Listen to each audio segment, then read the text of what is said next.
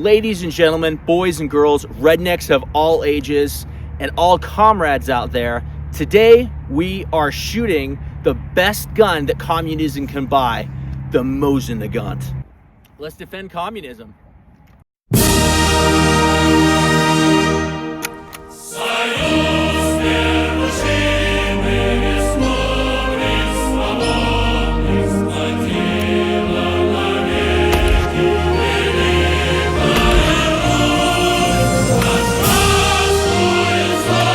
We have jams. Jam? Jams? Yes, jams.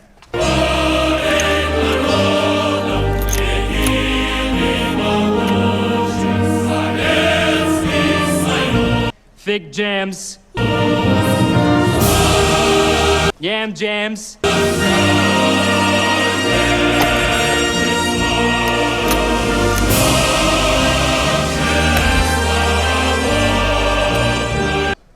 Delicious, exotic jams. Move away from the jams. Oh yes, the Mosin-Nagant.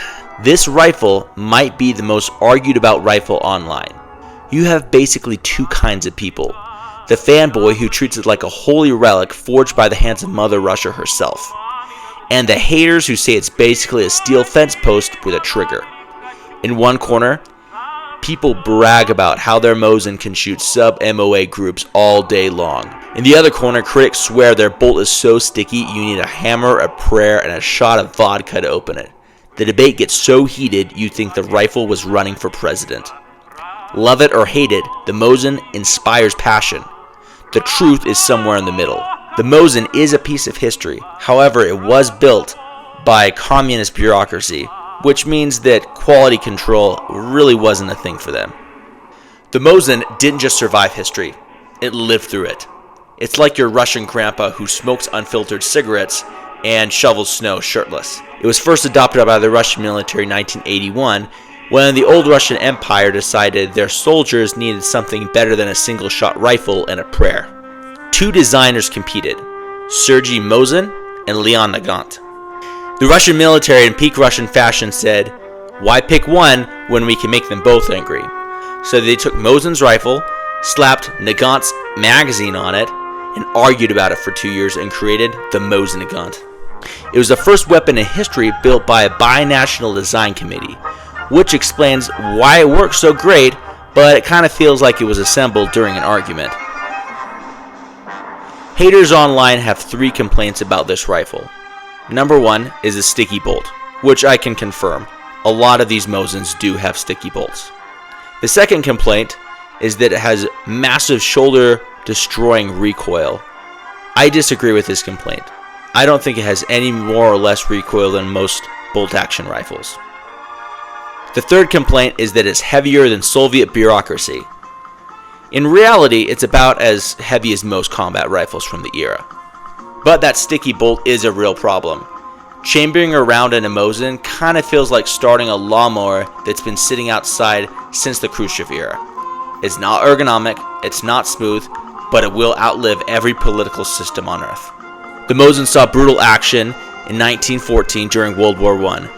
After a few years of war, the Russians decided they didn't like starving to death under the Tsar and wanted to starve to death under communism instead. So the Bolsheviks took over in the Russian Revolution in 1917. Suddenly, the same rifle was fighting for workers' paradise, where workers had no money and paradise had no food. World War II was the Mosin's big break, its Hollywood debut. At Stalingrad, Leningrad, Kursk, the Mosin was everywhere.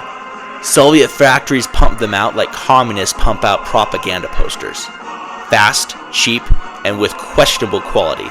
That's probably why half the owners today love them and half the owners today hate them. The rifle performed in ice, mud, frozen blood. It didn't matter because complaining in Soviet Russia was illegal. Snipers like Vasily Zaitsev turned the Mosin into a legend. After World War II, the USSR had millions of Mosins left over. They sealed them in crates and stacked them in warehouses for decades. If communism excelled in one thing, it was definitely stockpiling things nobody asked for. Even when the AK-47 became the standard rifle, the Mosin didn't retire. So the Mosin-Nagant got shipped all over the world. Vietnam, Korea, Africa, basically everywhere the Soviet Union wanted to help create a revolution. Half the countries receiving Mosins didn't even ask for them. They just woke up one morning and found a crate on the doorstep like, "Congratulations, you are now a Soviet ally." When the Soviet Union collapsed in 1991, someone opened up those bunkers and went, "Oh wow, we still have millions of these rifles." Suddenly the global market was flooded with Mosins. Prices plummeted. For a while you could buy a Mosin for the cost of a pizza, a used toaster, or 2 gallons of gasoline in California. You'd think that a rifle designed in 1891 wouldn't be used in combat anymore. But the Mosin-Nagant is like that one old guy who refuses to retire. In the Yugoslav wars, Chechen wars, Afghanistan, Syria, and both sides of the Ukrainian conflict. Yes, you heard that right. The Mosin-Nagant is still getting combat action in the current war in Ukraine, both by Ukrainian forces and by Russian forces. Every conflict where someone says, "We have no money, but we need a sniper rifle." Rebels, militias, insurgents, and armies around the world love the Mosin-Nagant because it goes bang and it's cheap. Even today, somewhere in the world, there's a guy in flip-flops using a Mosin-Nagant to fight another guy holding an AK-47 or an M16. The Mosin-Nagant is not refined, it's not elegant, it's not comfortable, it's a survivor. So is the Mosin-Nagant a good rifle? Yes, and no. Because of the lack of quality control under communist Russia, getting a bad one can kind of be like Russian roulette. But there can be no doubt that this rifle is a piece of history, and the historical value of this rifle will only go up over time. If you're still listening to this video, thank you so much for your time. Make sure to like, share, subscribe, and leave an angry comment below.